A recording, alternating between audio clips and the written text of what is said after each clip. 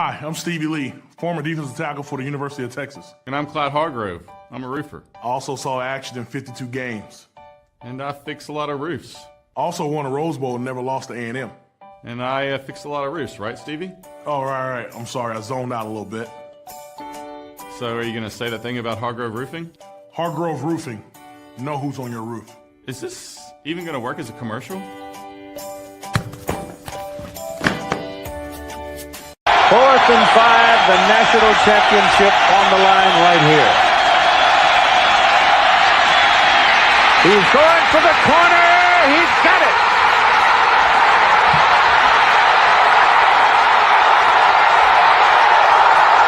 Vince Young scores. Stevie Lee, man, that really puts the age on us.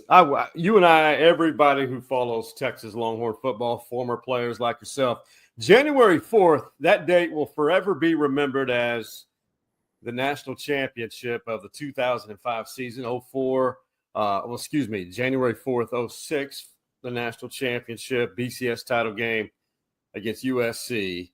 That was the year after your last year. I mean, January 4th, does it still resonate with you every year since then? Kind of, but it's also January 1st for me.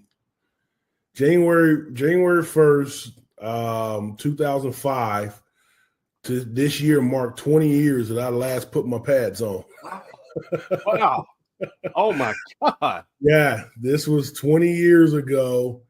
This first was when I hung them up and when my wife stopped cheering at the University of Texas. That was our last game. I said, 20 years, man. That is crazy. I have an 18-year-old kid now. Well, you guys didn't waste any time. No, we didn't. Hey, so 19 years ago, this past Saturday, it was the anniversary of that Rose Bowl BCS title game. We could not have this episode without a clip of Vince Young's run that really clinched it. And wow, incredible night. I remember it like it was a couple hours ago, but man, big time. And now the current Longhorns have an opportunity. They're 2 wins, one win away from playing in the national championship game again. I am Shawn Clynch, the host of Stories Inside the Man Cave and the co-host of The Pass Rush with Stevie Lee. Now, I want to point out something that may give you the ick, so to speak, but check out Stevie. He's got pink eye. I've got a stye, and we're twins. Except I don't think he's contagious. This style looks better than it did yesterday. Oh, wow. New Year's Day is when it started. Yeah, and today I woke up with this one on me, so it's been a rough last couple of days for me. I was getting over the flu and the cold, and then all of a sudden I wake up with this. It's just a brutal start to the year, man. Hey, I feel for you, brother. It's not fun. I do warm, cold presses, got the medicated eye drops, the Advil. Yeah. I'm just trying. In the shower with baby shampoo.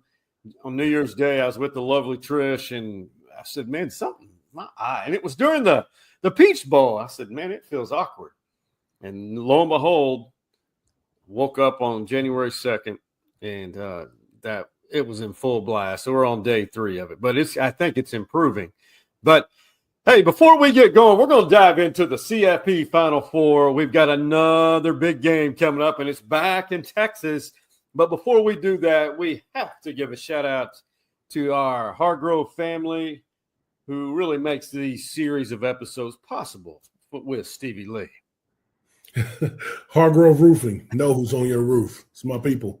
And you will, even if you have a stye or a pink eye. Stevie, this week's going to be really exciting because the Horns are coming back to the borders of Texas for a prestigious bowl game, a bowl game they're going to play in for the 23rd time.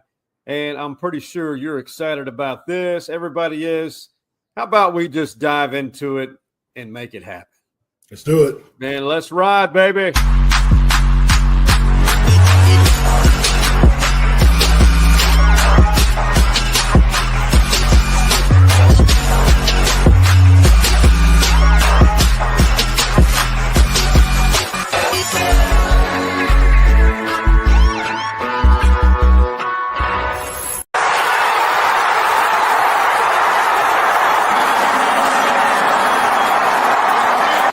But now to be in the semis and playing the Cotton Bowl in Dallas is huge. You know, we're going to need our fans. We're going to need our fan support. I need Longhorn Nation to show out in Arlington. We're going to need everything we got to try to win this game. You know, clearly we're massive underdogs. Nobody's going to give us a shot. So we're going to need all that we can to try to win this game.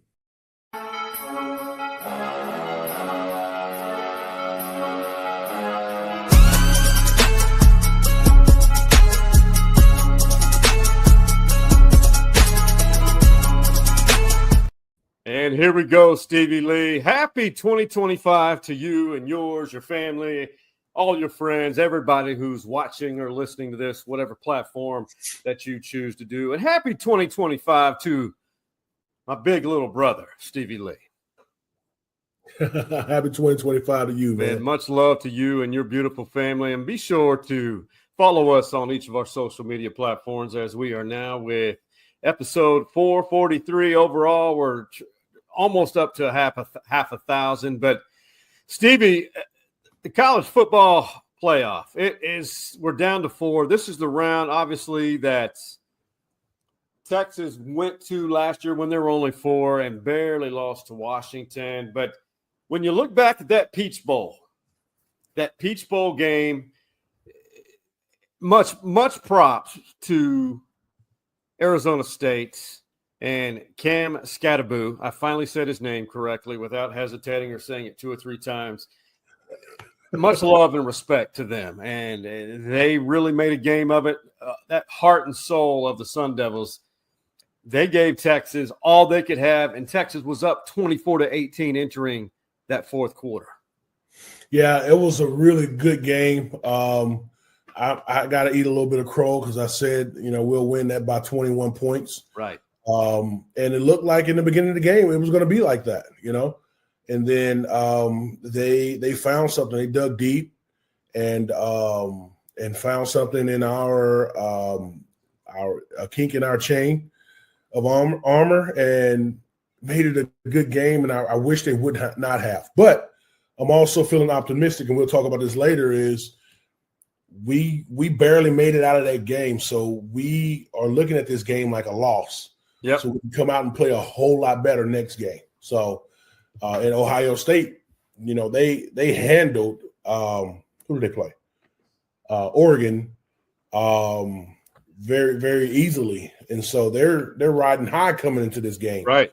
And we're riding the low, trying to prove that we need to be in this game. So that may be the motivation that we come out and play a flawless game. That what we need actually is a flawless game. We haven't had that all year. So Texas hasn't played a complete game since, I want to say, Michigan. But I think right here, this is all Texas needs to know. A 5.5-point dog, that's pretty significant. Yeah. And the game is in Texas at the Cotton Bowl. I liked it because I've said all along, I thought Ohio State from top to bottom, both sides of the ball and special teams, the best team in the country. Mm-hmm. And now we're going to see. And listen, Arizona State elevated their game. They really did. And Texas was so close. There were so many parts of that game that was controversial. And people are still talking about it. Arizona State they're not letting it go. And I get it. But the targeting calls that were missed against Bond, and then, of course, Taft.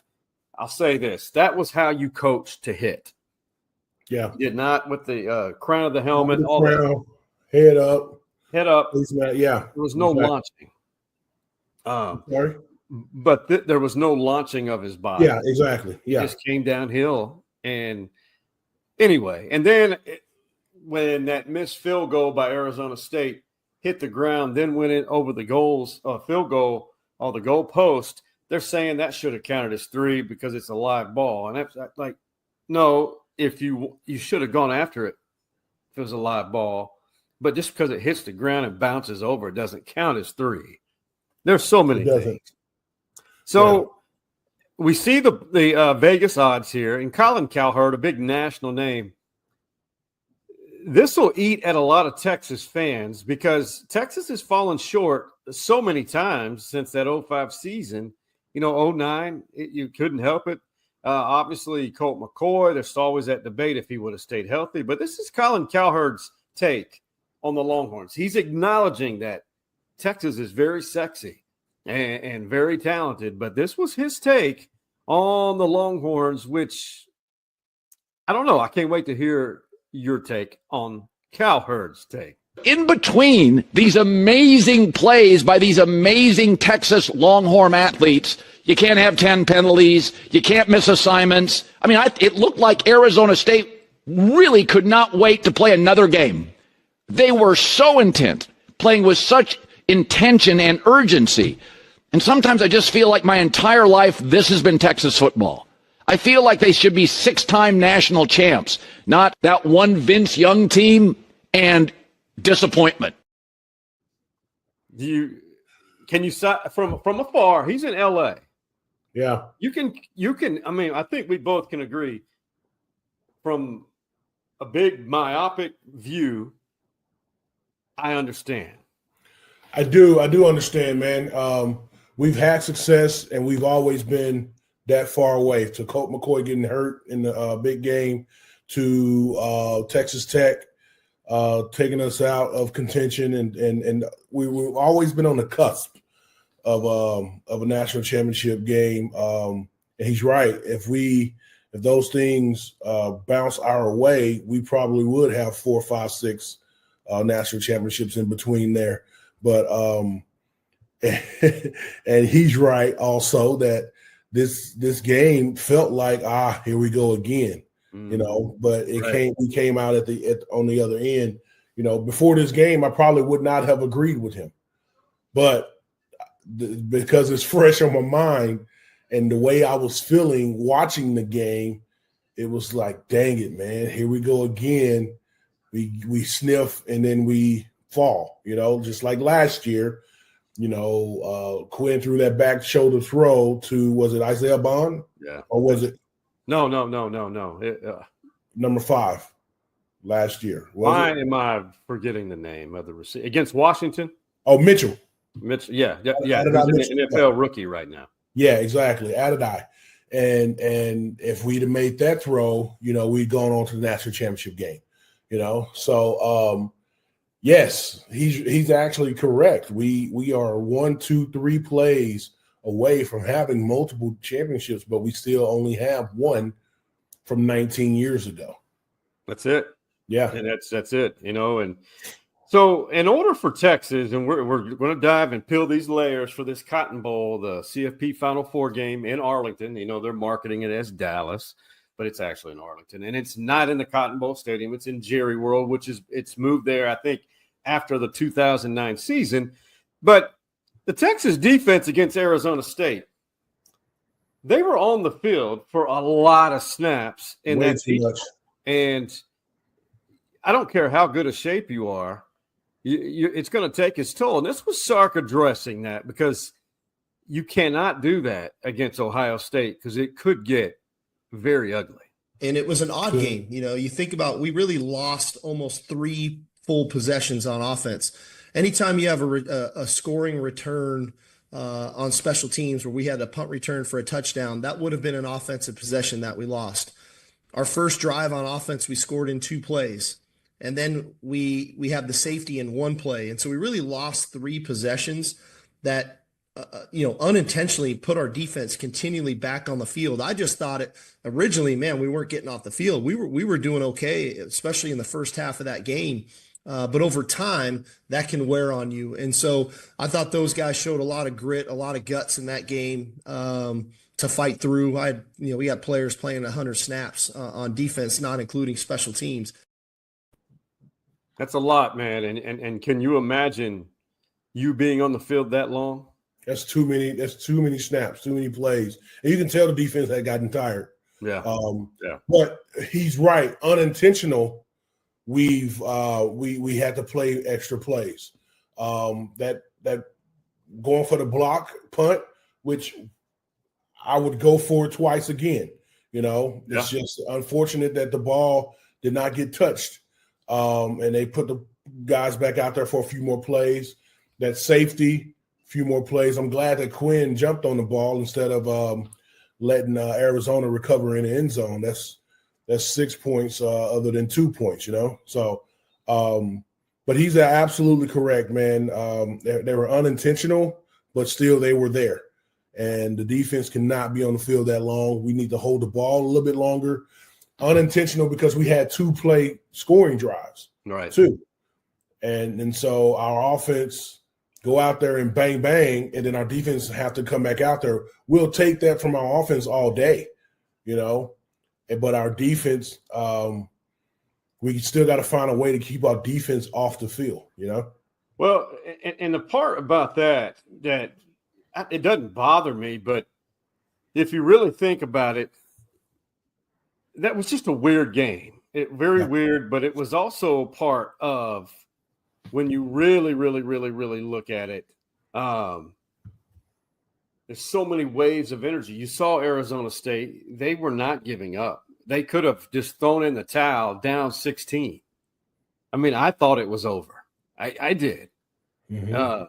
But it goes to prove many people like me underestimated Arizona State and the physicality.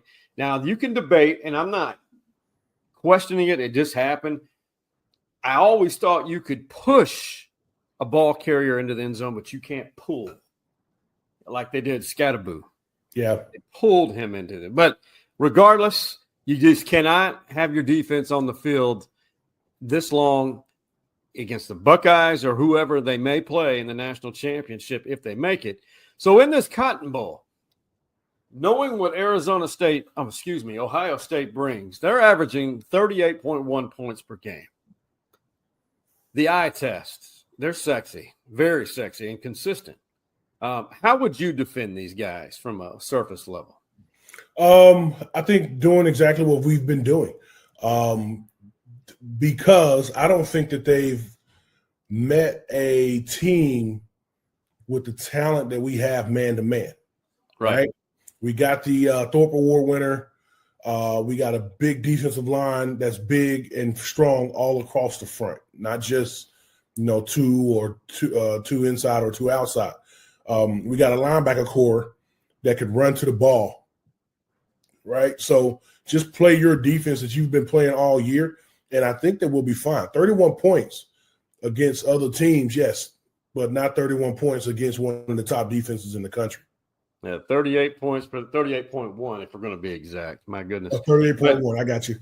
Yeah, so here are the 2 guys. I mean, they have a lot of weapons, and these are just the 2. So Will Howard, he's he entered the portal. Texas has played Will Howard before when he was at Kansas State. He's talented. He's a big quarterback. He's mobile. I thought he was good at Kansas State. I just didn't see this coming. I thought he was a good quarterback, and it shocked me when he transferred to Ohio State. But passing over 3,600 yards and is accounted for 39 touchdowns. Now, Jeremiah Smith, my goodness, 1,200-plus yard receiver with 14 touchdowns. I mean, from a college football fan, you got to appreciate what these guys do. I think these are a lot of yards. This is just a challenge for our defense. I think we have a great secondary that can stop Smith and Howard's throwing attack. So and then the defense I think is gonna the defensive line was just hunker down with the linebackers filling the gap. I think we got the weapons to combat their offense. Okay. Well, during the Zoom call for Coach Sark, he was asked in particular, and I think it was an Ohio journalist, it doesn't matter, but he was asked about defending those guys. And he was very quick with his response. I just hope we're good enough to guard them. I mean, these guys are really good players. We'll find out.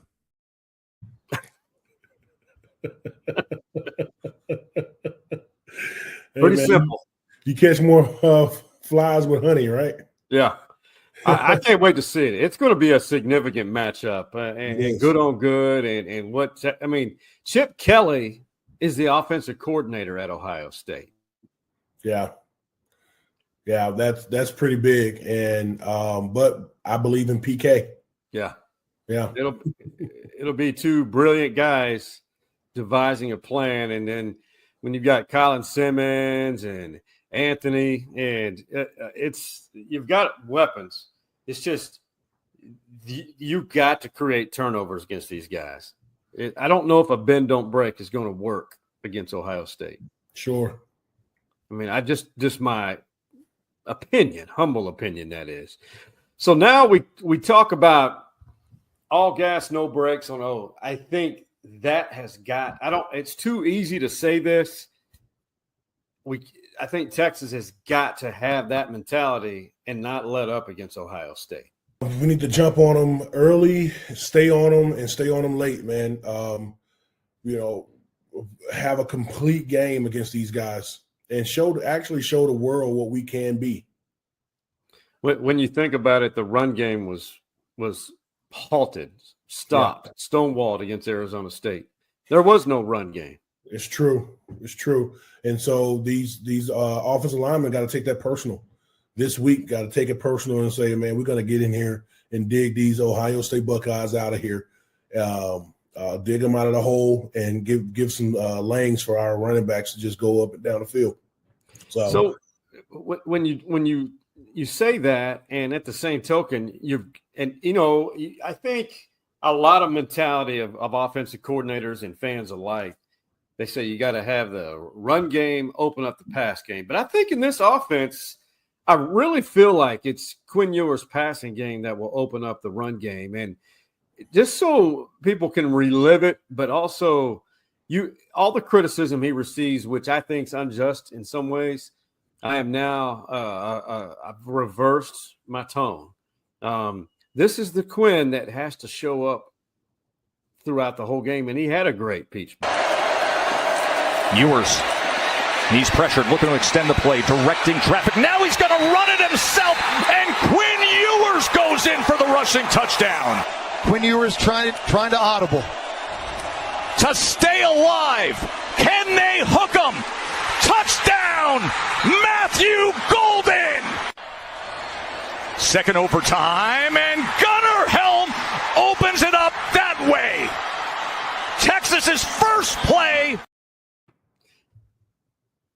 The script to begin the game, and Sark, that play they drew up to Gunnar Helm, I think he had to go deep into Sark did into his play calling that he did not expect he'd have to use. Because the way they utilized that tight end, there was a lot of deception, and then he went up. I mean, you don't see many tight ends streaking. Right. And beating coverage. Yeah. I think they were setting that one up all game, actually. Yeah. Playing chess. Yep. Absolutely. So the Quinn Ewers, and I don't know what to – I think that he's coming out and he shows up in big-time environments and pressure. I think we see it.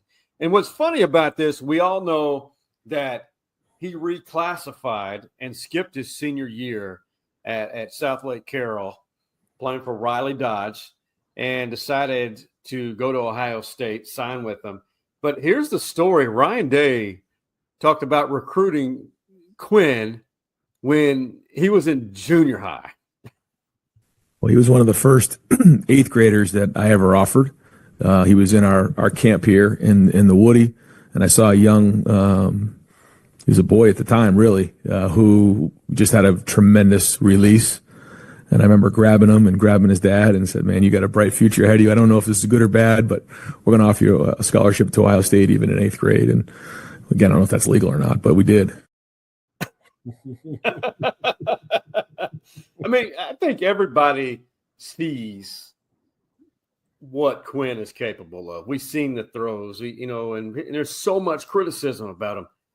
I mean, he was the national headline of high school quarterbacks then. Yeah. Why do you think it's evolved to now? It's just like hot or cold every week on Quinn. I don't think it's hot or cold every week. It's hot or cold during the game. Yeah. Yeah. So there's some brilliant plays, and you just played a few of them. And then there's some plays like, absolutely, what are we doing? Yeah. He's a great quarterback, man. He's one of the best quarterbacks we've had in 10 years at the University of Texas. It feels like the Kirk Cousins of college football. Kirk is going to get you there, but I'm not sure he's going to get you through there, But I think that we have a lot of weapons around Quinn that whenever he stalls a little bit, someone else can pick up the slack on our team. But he's a great quarterback. I love the kid. He's a good kid, and he can throw the ball. He can obviously run a little bit. To your point, Stevie, I mean, yeah, he's proven it, and he's quietly. People don't realize this until you look at the UT football record books in the history of UT football. Now, I know the game is more passing than it ever has been over the last 10 years or 15, going back to your years at Texas. You started throwing the ball more. And Texas Tech was really good about that. But he's third all-time UT football history in passing yards. All right? And that's with those games that he was hurt and didn't play in. Fourth all-time single-season passing yards and third all-time with 66 passing TDs. I mean, is this, when you see that, are you kind of shocked? It is a little shocking, but again, he's not a bad quarterback.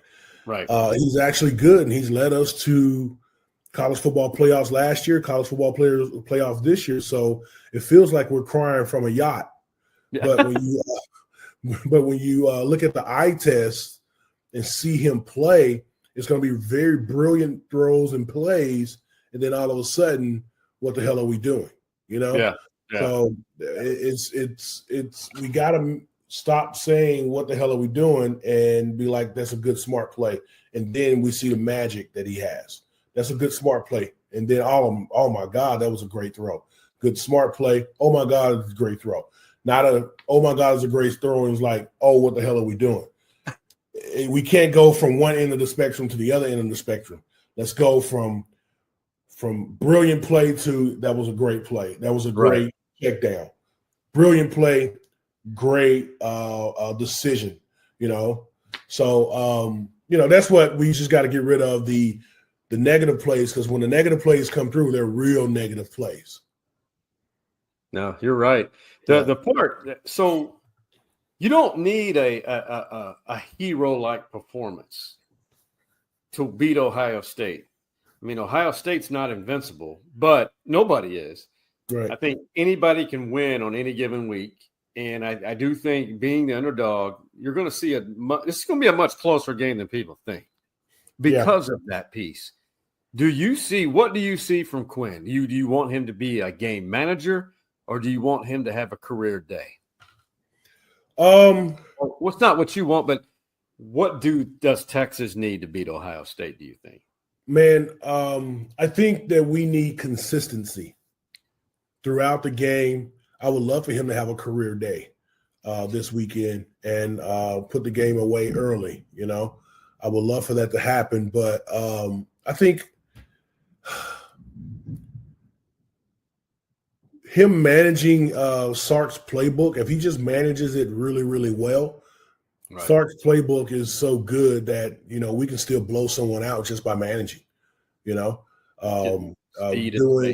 long, sustainable drives, keeping our defense on the bench and healthy and not tired and fresh. We do long, sustainable drives and capitalize with touchdowns on the end of the drive, go back out and have short drives for Ohio State. That's just a good, sound game plan. No one's doing anything spectacular, but everyone's doing their job. You know what I mean? Yeah, and no turnovers. No turnovers, exactly. Yeah, a turnover could probably happen, but ball security. I agree with you. I think he needs probably a 250-yard day of passing, a couple of touchdowns, and limit the turnovers. And, I mean, I'm just throwing something on the wall. But we also Texas also needs to get these points from Bert Auburn. So And this is a hard subject because we are partners with him and Hargrove, but it is a game we analyze. It's you've got to dive deep and call it like it is. Call a spade a spade. And Cedric Golden, great writer for the American Statesman, friend of the podcast, and also Stories Inside the Man Cave VIP alumnus. He was on the Paul Finebaum show and talking about, man, they may need a change at kicker moving forward. At the end of the day, man, it's a 38-yard field goal, and they actually called a play to get it centered up for you indoors with no wind. That's a mental thing. That's got nothing to do with physical. And Will Stone is the backup kicker, and I wouldn't be shocked if Steve Sarkisian is giving him a look, because if it comes down to field goal, and this game's going to be way closer than some of the odds makers are saying, you got to feel like you can count on this guy. I don't disagree with that at all. But either you're performing or you're not. If you're Sark or you're let's say that Stevie Lee's the Longhorns head football coach, brother, what do you do in this situation? I mean, what do you do this week? First of all, I'm going to buy me a Cadillac V Series Escalade with that $8 million that he's getting if I was a coach. But second of all, I will stick with Bert. I'm sorry. He's been good all year. He missed a couple field goals all year. But when you look at stats and statistics and you look in your player's eyes, last week he missed 2 field goals. I don't see Bert doing that again, right? He's been good all year round, right? So I think that Sark, leave him alone, let him do his routine. I did not like when Sark hugged him and smiled in his face before he took that kick, because that made that kick different from all the other kicks, Just let him do his routine, leave him alone, and let Bert do what he does and kick a regular field goal like he always did. He's not bad. We've praised him plenty this season. And so there was 2 missed field goals. Yes, we still came out with the W. This is not an individual game. This is a team game. So we still got it. Next week, I stick with him. Right. I think stick with him. But if we're going to be bluntly honest, this is his worst year at Texas. I think he's missed 9 kicks. Okay. I think that's actually somewhere around that neighborhood. And to your point, he is a talented kicker. More than likely will be kicking in the NFL. But he's statistically, he's made some clutch kicks, but he has missed a lot of kicks that he was money automatic on. I mean, within 40, I think that was his first miss within 40 yards. Yeah. That's what nobody understands. Yeah. Kickers are a different breed. Right. And first miss, if that's the first miss between 40 yards, it's not a pattern for him. So I stick with him. Well, what if he misses one in the game, in the Cotton Bowl? Do you yank him then? No, I'm going to ride with who I came in the game with. If he's not hurt, then we're not going to change it, because he'll get another chance to put it through for the win. Makes sense. Yeah. You don't want to ruin good karma. You know what? The book that I think I have it around here that Coach Royal wrote. Dance with the ones who brung you. And Bert Auburn for the last 3 years, he got us there. We've been dancing with him all week, all year. Hey, Stevie, something that you and I can relate on is our faith, right? Mm-hmm. Not everybody has that faith, and it's okay.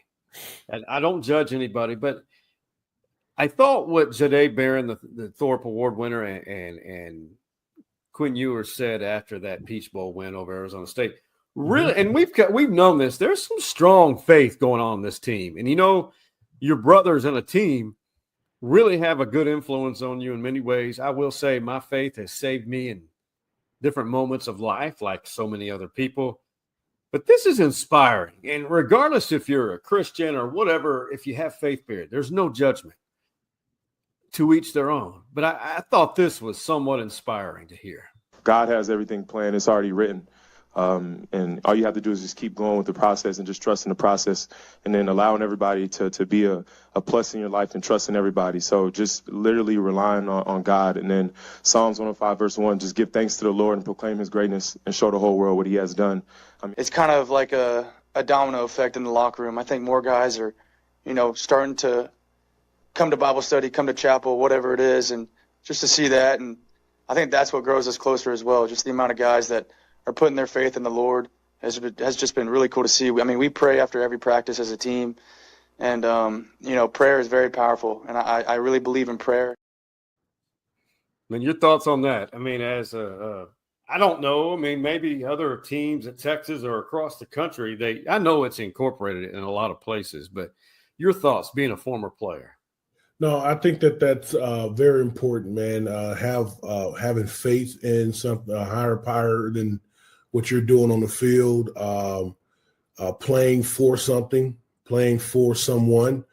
I think that these kids are really grounded because these guys got a lot of money and they're really, really young. And you don't hear, we're right down the street from the university, and you don't hear the crazy stuff that could be happening with these kids. They're centered, they're grounded. They have a good support staff over there to keep these kids' nose clean. Because, at 19 years old, give me $1 million. Yeah. Give me $1 million. My name will be on one of those clubs down on 6th Street. You know what I'm saying?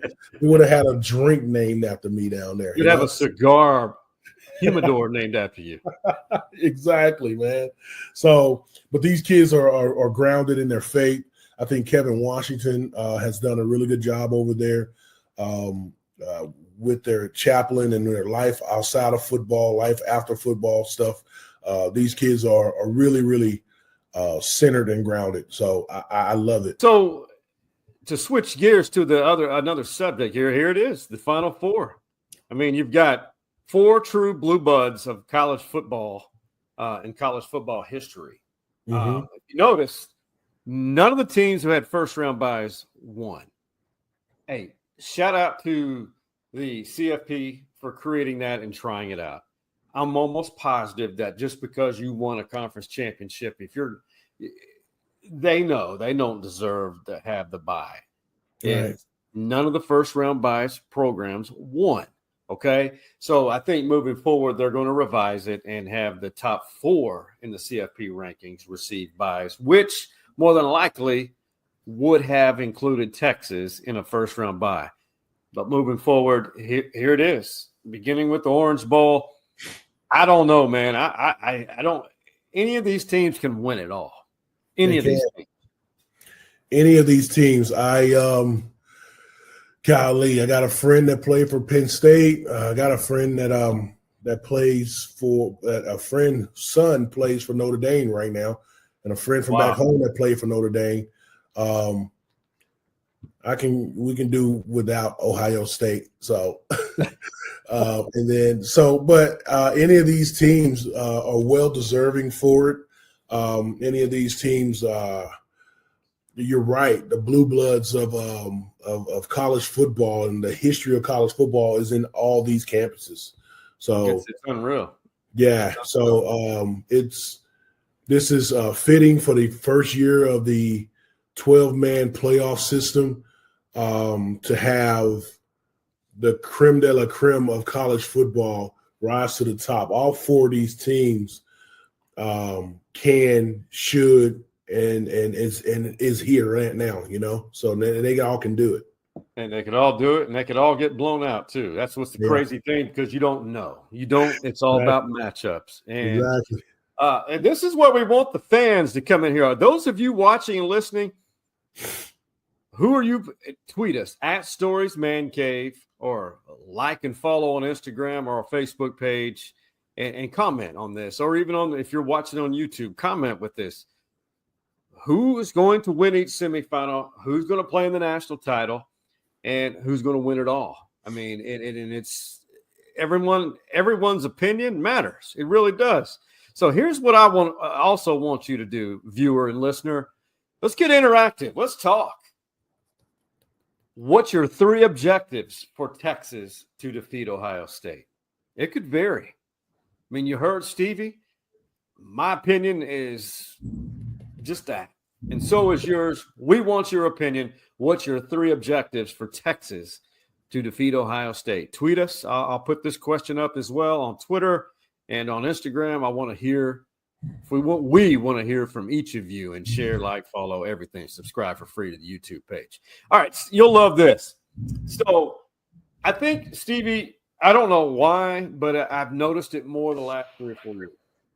So many people across the country who hate Texas. It's a different type of hate than how people hated the old school U at the Miami back in the day. Mm-hmm. Check out this influencer on Instagram. I think she's in the Northeast, but she was pulling for Arizona State. And listen closely to what she says as the game progresses when Makuba had that interception which sealed the game. No!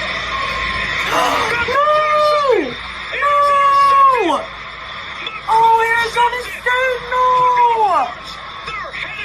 Oh, not Texas. Oh, I don't want them to be back. Oh, my God. I'm still going to tell my kids that was a Kansas football game. Oh, my goodness. What an all-time classic. No, not Texas. No, we don't want them to be back. Well, they're back. Yep, absolutely. You can want all you want, but look who's in the game.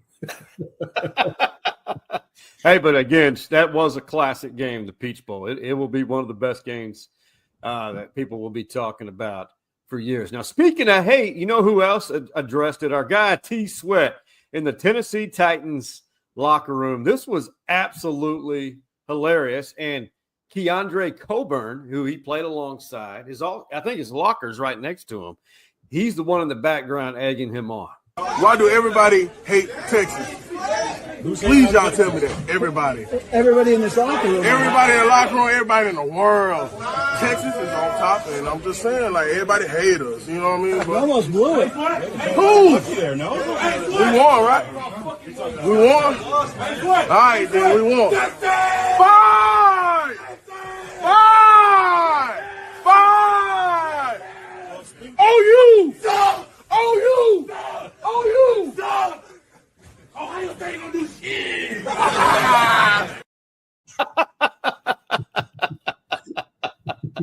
Keandre Coburn. Well, those are some big old boys on that line like you guys had. Yeah, man. If they're in the same locker room together, that locker room was kind of tilting a little bit. And they're causing tremors on the Richter scale in Nashville. Yeah, man. Oh, my God. Oh, my God. I almost said T-Pain, but Tavondre, he's a great ambassador. Man, he's a fun-loving guy. He is, for sure.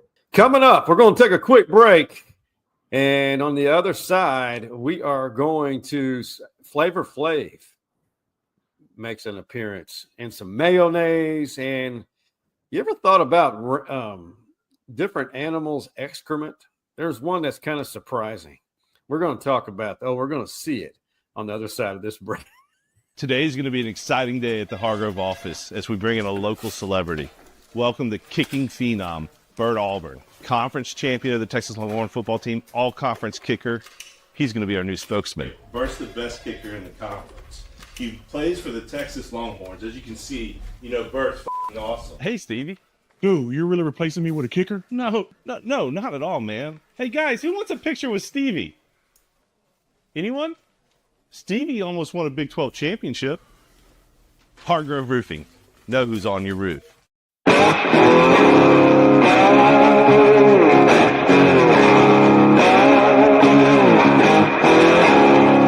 Hello, Longhorn Nation.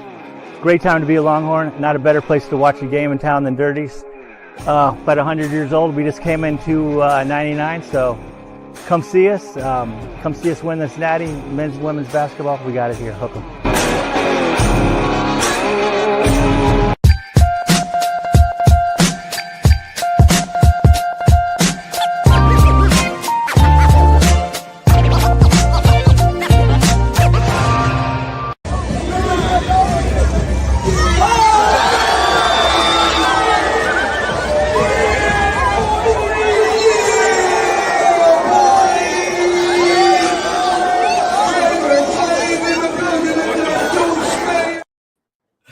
Only from our generation would we understand Flavor Flav and the Big Clock. And yeah, boy.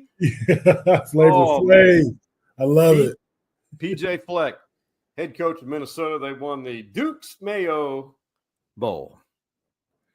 And they poured mayonnaise on them after the game. Oh, my goodness. That's disgusting, but it's cool. And there are people dipping Dairy Queen dilly bars into the mayo and eating them. Don't know what that is about. That's another stuff. Hey, I got called out a few years ago. A girl, acquaintance that I met somewhere, maybe it was on a business trip. She was a colleague or something. She's from the Deep South. It's a good save. And she criticized me because I had never heard of Duke's Mayo. Have you ever heard of it before this? No, not before. Like, man, I know Hellman's. Yeah. It's a Southern thing. It's a Southern thing. No, never heard of it. And I've been in the South all my life. And I've never heard of it. And I was like, man, that's a regional thing. Yeah. It really is. I don't understand why I got criticized for that.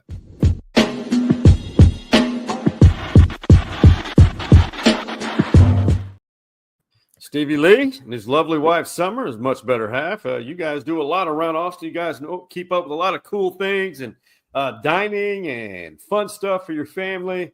Is there anything that you have encountered recently that you had a good experience that you could pass along as a pro tip to our fine American viewers and listeners? Yeah, I was going a different route with this one today, man. Austin, Texas is about to get a freeze. Yeah, a really deep freeze for the next 5 days, man. So I am a real estate agent in Austin. I deal a lot with homes, houses, and properties and things like that. So my pro tip, guys, to take care of your pipes, go and cover or wrap your pipes up tonight because it's getting down to the 20s tonight. And nights. This probably going to come out tomorrow. But the nights after that is going to still be in the 20s. Right. So go and wrap your pipes, take care of your home will take care of you. Go get some firewood and keep your house cool or warm throughout the day so your HVAC is not working overtime at night. So that's my pro tip to bundle up, be careful out there. If we get some precipitation, which we look like we're going to get on Thursday and Friday, right, that freeze on the roads. And you know how Texans are driving on ice. We just don't know how. So lose their minds out there. Yeah, be careful out there. The cool thing is I'm heading up to the game in Arlington, Texas, but that's the freezing night too. So I may be up there early, but I don't know if I'll be able to get back late, So yeah, but everyone just be careful out there. It's going to be freezing, and just take care of your place. Take care of your house. People, plants, and pipes. People, plants, and pipes. Pets. And pets. And pets. Yep. Pets. Yep. And then open up your cabinetry to allow the heat to come in. To warm the walls up. So you don't want any busted pipes. I mean, we had Snowmageddon we had a few years ago, and horrible. There were people out for months without water because of busted pipes. So hang in there, guys. It's a deep freeze. I'm actually looking forward to it, to bundle up in front of the fire and watching TV and things like that. So, and watching some football. It's just that time of year, man. Enjoy it. But be careful out there. That's great advice. Great advice. And another lesson, kind of gross. Saw this on TikTok, and it's our TikTok in the Man Cave. The things people put on there. Now, keep in mind, this is not me. I just discovered it, and I was like, man, there's certain four-legged animals you wouldn't think that what would come out of them in certain ways. And this is interesting. It looks like a mountain goat or a ram.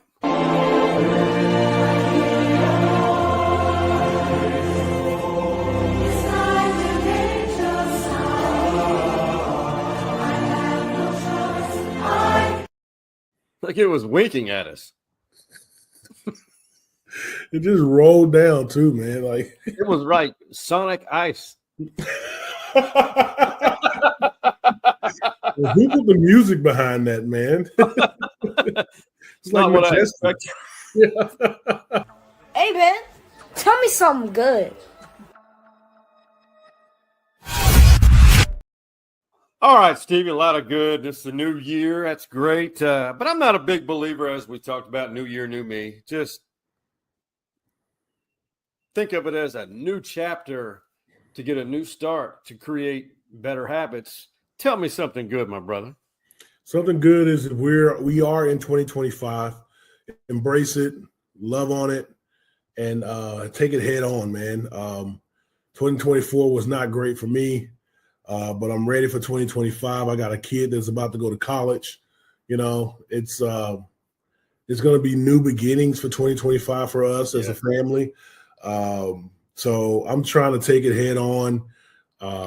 You know, when you have a baby in the house for 18 years, it's going to be a big adjustment to not losing her or anything like that, just not having her in the house 24/7. So yeah, present in the house. So that's something good, man. Just the life changes, and I want to embrace it and enjoy it instead of waddle in it and try to be or not being happy about the moment, because I think that my wife and I have done something right if we have a kid that's doing the steps to go on to college and things like that. So I'm trying to enjoy it and embrace it instead of being sad about it. Well, you have every right to feel that way. Every parent does. And I will say this. I want to go on the record to say this.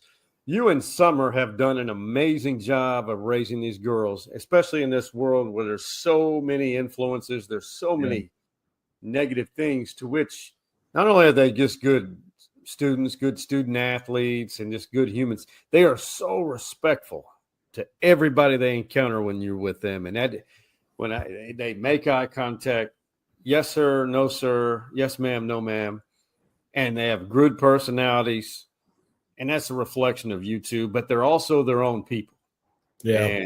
And you guys, to get them there, and I think for all of you parents, to get them to where they're going to take that next major leap as a young adult, you've done a fabulous job. I appreciate that, man. That's all I've been trying to do for the last 18 years. And I got a 15-year-old that's heading the same direction, man. So it's not over. I'm still in that parenting mode. You guys will see me once I'm out of the parenting mode and they're all out of my house. Y'all will see us different, Stevie Lee. Just keep in touch with my Instagram. You'll see it. Oh yeah, you'll see it. Yeah, you'll see the. Oh man, this guy's a character comedian. Just natural ability. I think he got it from his daddy. But happy New Year to each of you. We appreciate you following along, and we really appreciate you, especially when you comment. And be sure to follow each of our social media platforms. We really appreciate you taking time to watch all this and comment, have some fun with it. Help us continue to grow in 2025.